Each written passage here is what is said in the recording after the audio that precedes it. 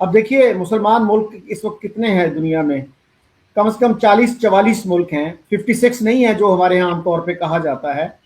तो वो उन सब का भी आप मिला लें, जितनी इसराइल की इन्वेंशंस हैं, डिस्कवरीज हैं, वो अकेले इसराइल की ज्यादा हैं इन सारे मुल्कों से। और इसराइल की पॉपुलेशन कितनी है? About 9 million, 90 lakh. उसमें से भी 20-22-25 लाख जो हैं नॉन जूस हैं, जेंटाइल्स जिनको कहा जाता है। तो 70 लाख यहूदियों की अचीवमेंट साइंस में, टेक्नोलॉजी में 2.25 अरब या 2 अरब मुसलमानों से ज्यादा हैं।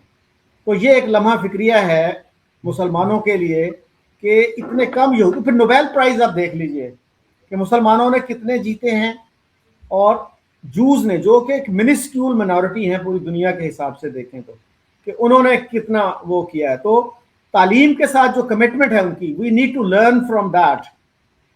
शायद ही किसी कौम की, किसी कम्युनिटी की इतनी ज्यादा कमिटमेंट एजुकेशन के साथ है जितनी यहूदियों की है।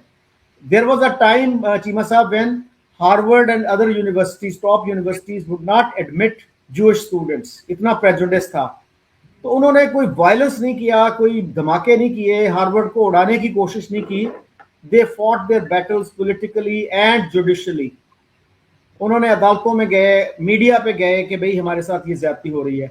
तो ग्रेजुअली जो है हार्वर्ड ने कहा कि अच्छा आप 2% है तो 2% कोटा ले लो। उनका अच्छा 2% तो दो, उसके बाद फिर बाकी देखेंगे। आज हार्वर्ड में 33% से ज्यादा जूइश स्टूडेंट्स हैं जो वहां पढ़ रहे हैं, हालांकि उनकी अमेरिका में आबादी जो है वो 2% से भी कम है। So that is what we need to learn. इस कुछ साजिश नहीं है ये कि जी यहूदी जो है अच्छे ओहदों पे पहुंच जाते हैं। तो फेडरल रिजर्व का एक चेयरमैन था, यहूदी था वो, उसकी मैं स्टोरी पढ़ रहा था कि वो ऑड जॉब्स किया करता था जब समर वेकेशन होती थी। कोई बिलियनियर यहूदी उसको कोई साजिश के तहत पैसे नहीं भिजवाता था कि तुम्हें जरूरत नहीं है मेहनत करने की और ये तुम्हें अय्याशी है जी, तुम्हें हर सहूलत हम देंगे। So it doesn't happen. कोई कंस्पिरेसी और जिस तरह से हम एक्सप्लेन करते हैं ना चीजों को, वो नहीं है। These people have risen through the ranks, through hard work, through commitment. ये मेरे ख्याल में बहुत अहम चीज है। अब देखिए ना, ये डेजर्ट था, ये इसराइल जो है। एक बड़ी अच्छी फिल्म है गोल्डा मेयर पे, अ वुमन कॉल्ड गोल्डा। आमतौर पे इस तरह की फिल्में बड़ी बोर होती हैं, but I found that very interesting कि आप अमेरिका का कंफर्ट छोड़ के जो है उस डेजर्ट में क्यों गई जहां पे मच्छर इतना खौफनाक तरीके से लड़ते थे कि मलेरिया और इस तरह की बीमारियों से लोग मर जाते थे। तो उसने कहा कि मैं अगर अमेरिका में पैदा हुई होती तो मैं ना छोड़ के जाती अमेरिका का comfort. I was born in Russia और मुझे पता था मेरे लोगों के साथ वहां पे कितना जुल्म होता है, ईस्टर्न यूरोप में कितना जुल्म होता था, फिर जर्मनी में क्या कुछ हुआ। तो उन तजुर्बात की वजह से मैंने अपने लोगों के लिए ये सारी जद्दोजहद की। और वो भी इतनी सादा जिंदगी गुजारती थी कि रिटायरमेंट के बाद बस पे जा रही थी वो। तो बस वाले ने कहा जी हम आपको अपने घर के करीब उतार देते हैं, आपने हमारी इतनी खिदमत की है, इस हद तक। एंड आई वाज थिंकिंग कि क्या अरब मुल्कों में भी ऐसे होता है कि वहां के हुक्मरान जो हैं वो बसों में सफर करें इवन आफ्टर रिटायरमेंट। और वो एक डेलीगेशन आया हुआ था सेनेटर्स का, वो खुद चाय बना के लाई उनके लिए। So I mean these are things that we need to learn. जिस भी कम्युनिटी से, जहां से भी हमें मिले, हमें उसको लेना चाहिए। और पानी के ऊपर उन्होंने बहुत रिसर्च की है कि मिनिमम पानी के साथ आप किस तरह से फसलें उगा सकते हैं। और उसने, इंडिया ने ये टेक्नोलॉजी उनसे ली भी है, and they are benefiting from that technology in a big way. तो ये यू आर एब्सोल्युटली राइट। तो एक तो ठीक है, ये फैक्टर है। आपको क्या लगता है कि ये जो बातें कर रहे हैं कि जी हम इंडिया के साथ मिलकर, अगले दिन उन्होंने कहा था हम अलायंसेस बनाएंगे और मिडल ईस्ट का कुछ हिस्सा जो है वो ले लेना चाहिए। अगले दिन अमेरिकन एम्बेसडर वहाँ पे इजराइल में कह रहे थे कार्ल टकरसन को इंटरव्यू देते हुए। आपको लगता है कि कोई नई चीज है जो प्लान की जा रही है और with in Muslim world divide की जा रही है, कुछ ममालिक को इजराइल के करीब किया जा रहा है? इस हवाले से आप चौर साहब क्या कहेंगे? उसमें जीवन साहब मेरा तो ख्याल ये है कि जैसे प्रेसिडेंट ट्रंप ने पिछले दौर में कुछ अरब मुल्कों की सुलह करवाई थी इजराइल से, उन्होंने रिकग्नाइज किया। UAE is the most important example of that. इस तरह की कोशिश तो वो कर सकते हैं, लेकिन it will not be easy. तो बाकी जो है, जो उन्होंने कहा, एम्बेसडर ने कहा, मेरा ख्याल है कि ambassador is already under pressure, ट्रेमेंडस pressure. कि भाई इस तरह से कैजुअल तरीके से अमेरिकन एम्बेसडर, और वो भी जो इजराइल में है, वो अगर बात करेगा तो उसके बड़े कॉन्सिक्वेंसेस होंगे।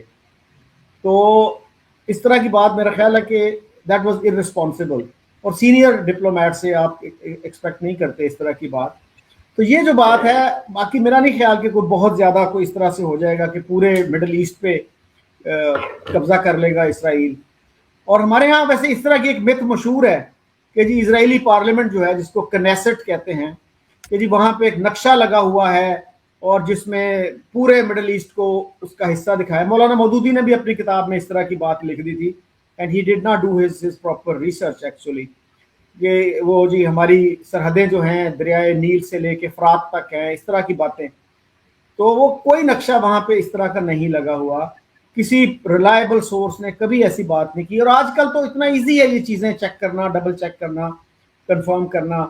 लेकिन हमारे यहाँ वो चूंकि रिसर्च का इतना रवाज नहीं है, तो हम सीना गजट पे ही चलते हैं। जैसे ही प्रधानमंत्री मोदी इजराइल पहुंचते हैं, उधर पाकिस्तान में कुछ चेहरे उतर जाते हैं और सोशल मीडिया पर फिर वही पुराना राग अलापना शुरू हो जाता है। साजिश हो रही है, ये हो रहा है, वो हो रहा है।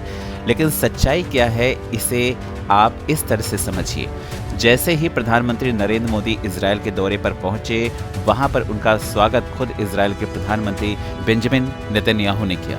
दोनों नेताओं की मुलाकात में रक्षा, टेक्नोलॉजी, कृषि और व्यापार पर बड़ी बातचीत हुई। अब भारत और इजराइल के रिश्ते आज के नहीं हैं। दोनों देश आतंकवाद के खिलाफ खुलकर बोलते हैं और एक दूसरे के साथ टेक्नोलॉजी और डिफेंस में सहयोग करते हैं।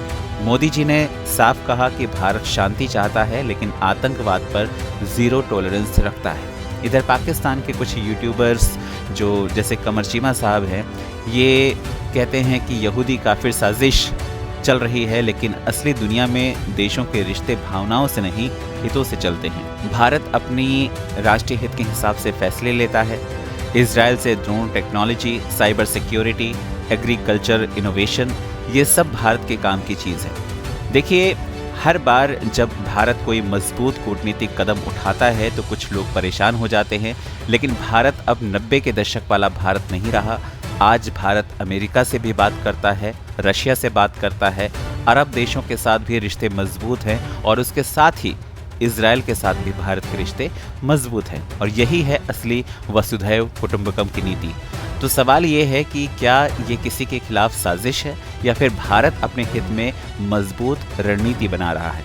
सोचिए, अपने जो राय है वो कमेंट में ज़रूर लिखिए और चीमा को भी बताइए कि भाई साहब, ये यहूदी और जो काफिर की साजिश आप लोग जिसका राग अलापते हैं, ऐसा कुछ नहीं है।